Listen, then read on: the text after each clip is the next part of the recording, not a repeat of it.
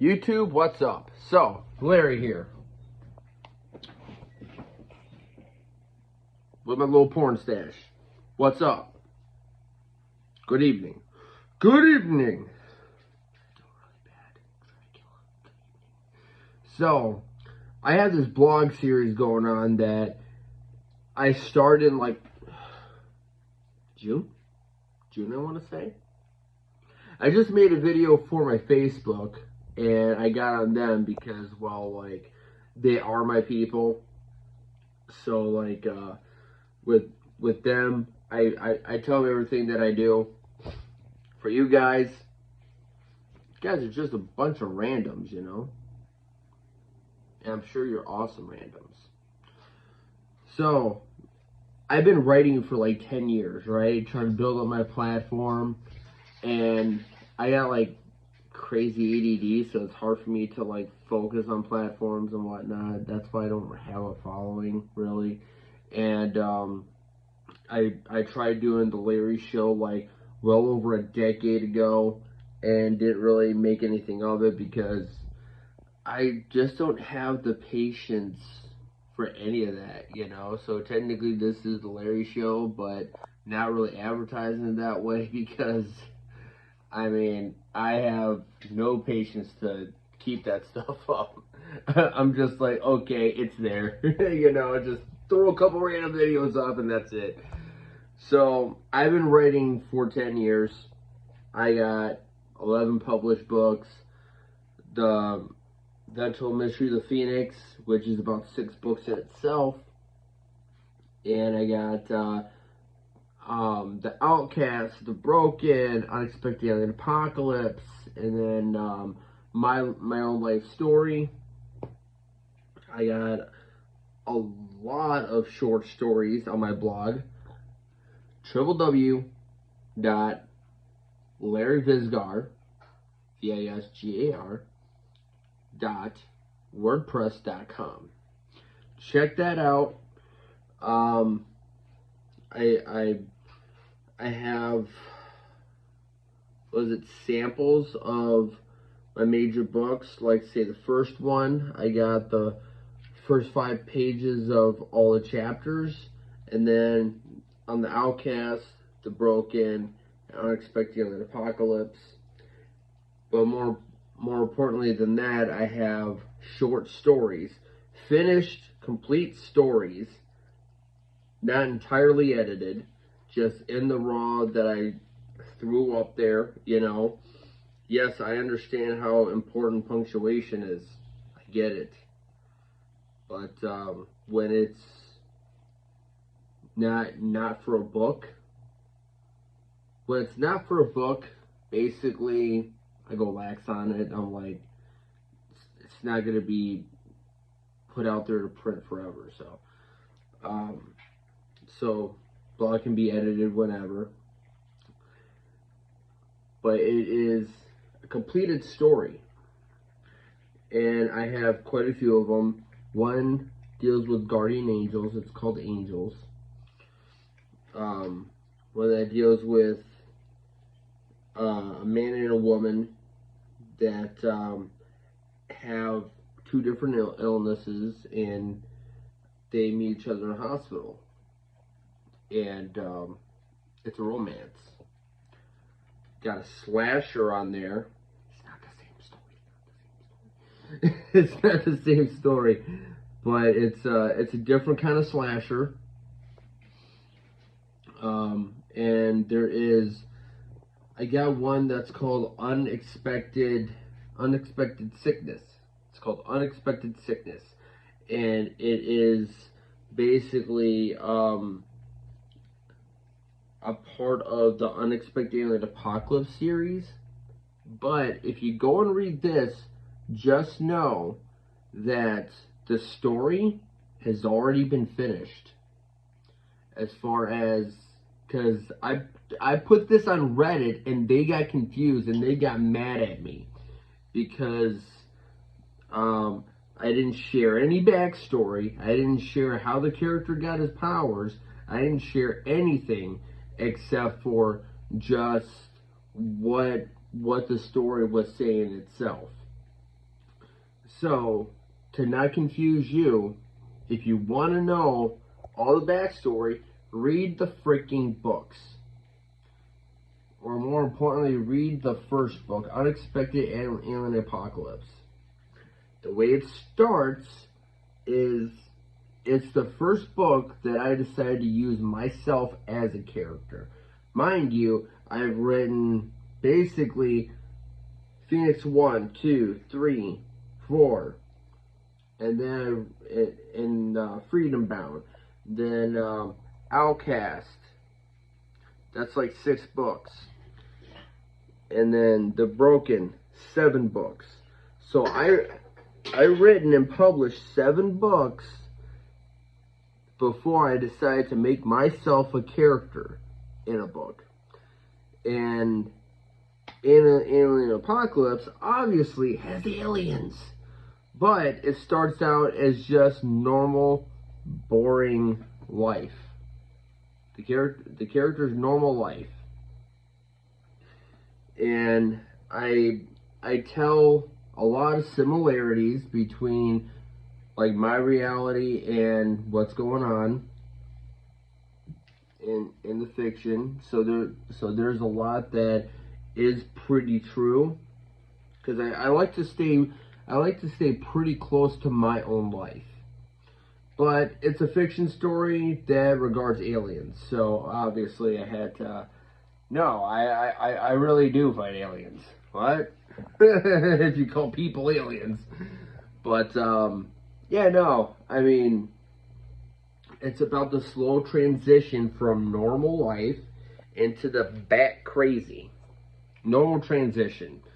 So, like, to give some details, the character gets into a car accident in like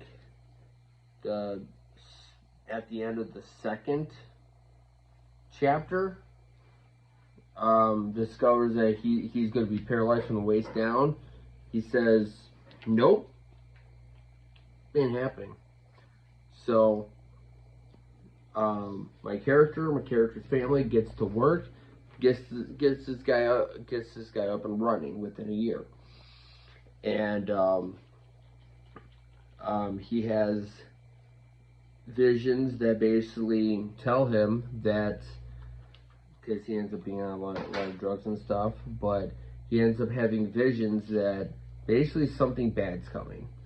And then at the end of season 3, that bad thing comes. Alien ships come down basically out of nowhere and starts abducting people. His girlfriend is about to be abducted, and he just shoves her out of the way, and he's rayed up himself. And eventually, him and a group of other people escape and start first functioning resistance army. And they know that they have to they want to find their families, but at this point, it's been months, and they know that everything's moved. So they decide to band together and comb the entire area. So they walk through and comb through. Before they even start, the one guy that's military trained trains the others. And there's a lot of stuff that happens that they're obviously not ready for, but the whole thing is a learning experience. They gotta learn how these aliens operate, how they survive, what they're made out of, all this stuff. They have to learn their tech, and it's through the entire first book, even the second book. It's a learning experience throughout the whole thing. I wrote that book to be as realistic to what we would have to deal with as possible. Because if aliens ever do attack, that's what we're going to have to do. We're going to have to learn as we go on what's happening. on how to fight them, how to stop them, what their weaknesses are, what their strengths are. It's going to be a constant road, and that's what I show in Unexpected and Apocalypse. Now, the short story, I don't give a background because I already did that. Why would I give a background on something I already gave background on? That's why I'm like, read this book. It's a 100-page book. But if you want to be lost, then be lost. The Unexpected Sickness is 10 pages long.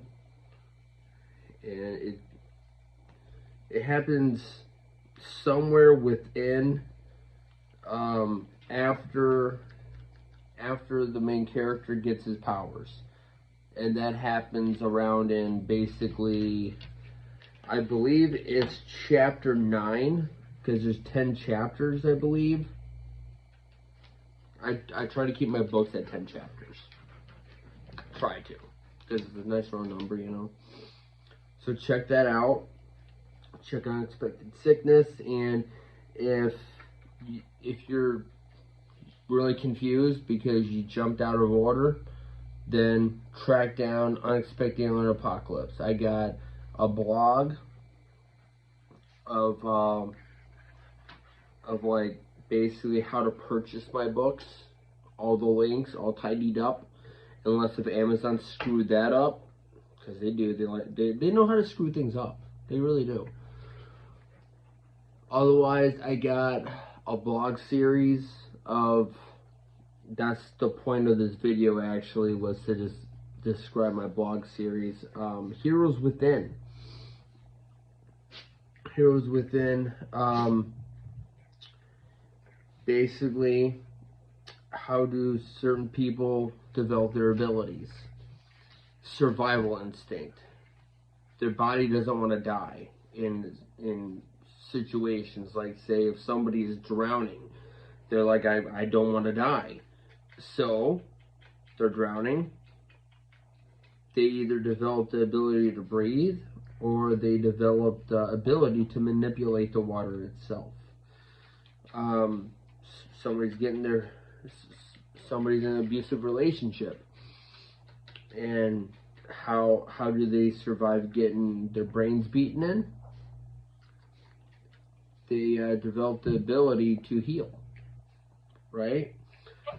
I have 4 seasons currently.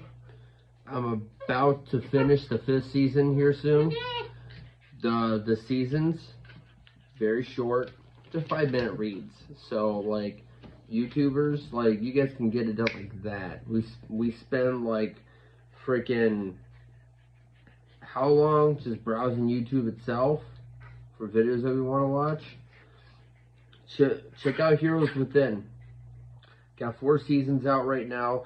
I was gonna do a season per person because I got like 6 people, but I got impatient and I decided to have 3 people develop their abilities at the same time. But it's 3 people, 1 situation, 3 different reactions. And 5th season is pretty awesome. I ended at like the same point in every season, and so this is basically them, all the characters coming together. So jump on and check that out. Season 1, this I will tell you. Season 1 is a little boy dealing with bullies. Season 2 is a young woman dealing with abusive relationship. Season 3 is an older man fighting cancer. Season 4 is 3 friends. 2 young girls and 1 young boy. Teenagers, actually. But check that out.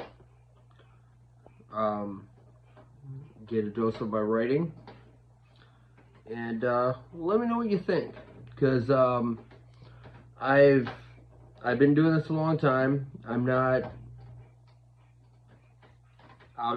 famous, but and I hate reading with a passion, only because like every book that I read has been really boring. I can't get into other people's minds. Just too boring, you know. I've read the books of famous people, you know, and just they overuse details. Like 10 pages on how to eat ice cream. We don't need that. We don't need to know what a hospital looks like. We know what a hospital looks like. We don't need to know what a school looks like. We already know. Now, if that school is an alien school in another galaxy, yeah, we need to know what that looks like. But otherwise, they show way too many details that's not necessary. And I only go crazy with the details if it's something like what I just said.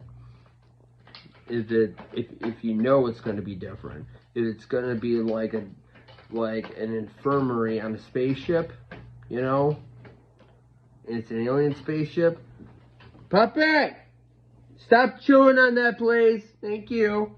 You got toys.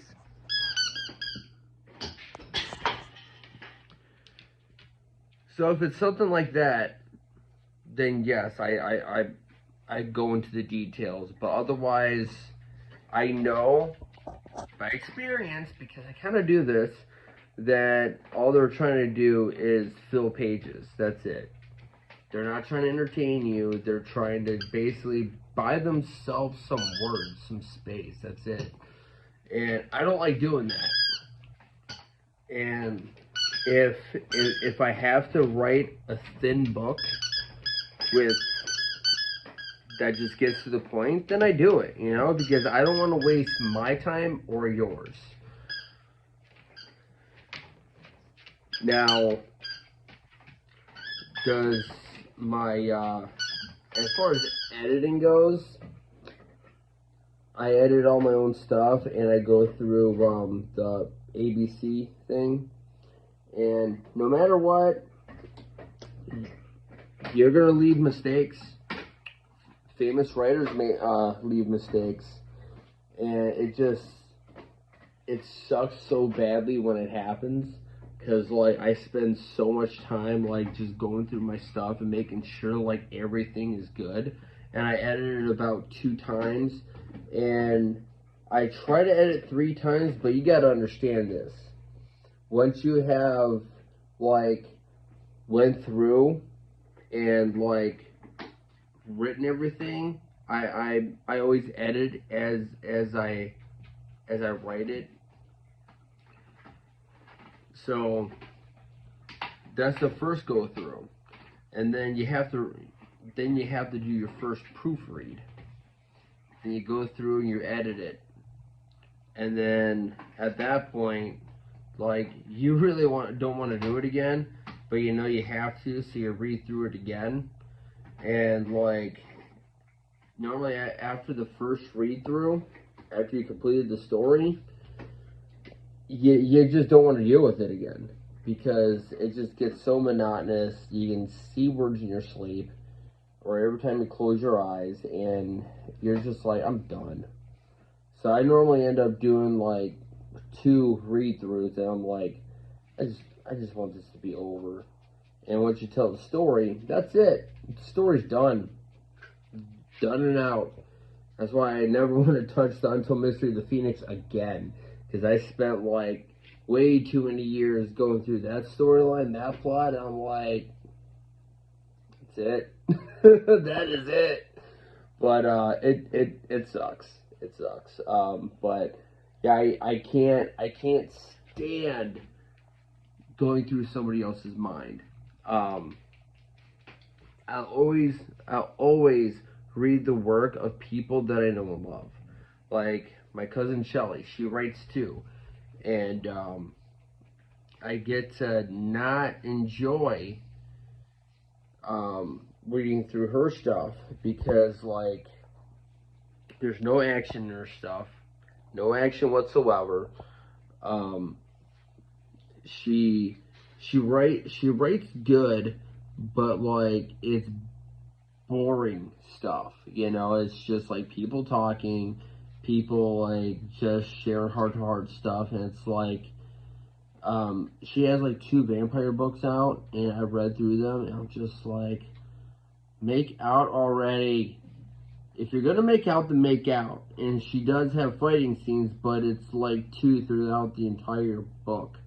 And it's like, dude, just rip each other's heads off already, man. You want to do it. I can see it. I can feel it. but they don't. She's like, I didn't want a lot of fighting scenes. I'm like, that's exactly why no one's reading it. because there's not enough fighting scenes. But,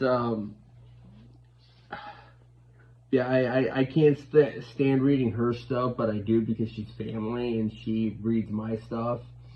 It's just a common family courtesy thing that, like, we can't stand each other's stuff, but we'll read it anyway because we love each other. And I've had quite a few people read my stuff and just say how nice it is to see, like, different strategies thrown in, because I'm not an average writer, because I can't stand reading. I don't like picking up a book because it's boring. But that doesn't, just because you don't like to read, that doesn't mean that you don't have an imagination. Most times it's because your imagination is so vivid that, like, trying to base your stuff off of somebody else's, it's just not possible. I like my check out my glider scenes. Check out my favorite scenes from my own books. Like, just because I have favorite scenes in my books, that doesn't mean that I'm absolutely in love with all my stuff. I can't stand Phoenix 1 and 2. Of my own work, I cannot stand Phoenix 1 and 2. Why? Because that's when I was learning how to write. I almost said learning how to read. No. I was learning how to write. And so I read a few books to get the understanding of how to write, how to structure a book, how to do a storyline, character development, because I had to learn how to do that stuff before I wrote my first novel. And once I did, like, that's when it wasn't until, like, a couple books later I'm like, I really don't like my first 2 because I put way too much detail. But, like, for a brand new story, you have to put a certain level of detail. But I can say this, that I did thicken it up a little bit too much. So my first 2 books I can't stand because there's just too much detail. Too much. But I course corrected, and now my current stuff, like, I only give as much detail as actually necessary for the storyline to go through. Check out what I got on my blog. A lot of it right now is Heroes Within. Go back to season 1, because I know that none of you guys have checked these things out, because I haven't told you yet. This is my first video about my writing that I actually threw down. So check it out. I'm sorry this video is so long. I just had a lot to talk about. So please check it out. Thank you.